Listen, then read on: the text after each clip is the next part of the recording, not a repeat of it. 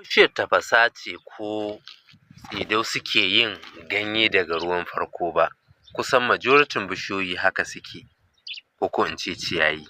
Wannan da kuke gani ita ce ake kira da suna ƙayar raƙumi ko ka ce dayi. Ga shi dai yanda ya yi da ƙayar har ta fara bushewa, amma daga yin ruwa ga shi ta yi ganye. Zan yi bayani akan wannan ganyen da yanda ake magani da shi.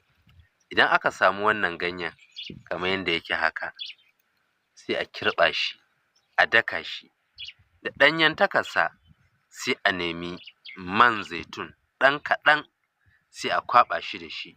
Mutumin da yake fama da ciwon wuya ko ciwon kunne, in ciwon kunne ne sai a dangwali wannan ganye da aka daka da auduga sai a toshe kunnen, bayan minti 20 sai a cire.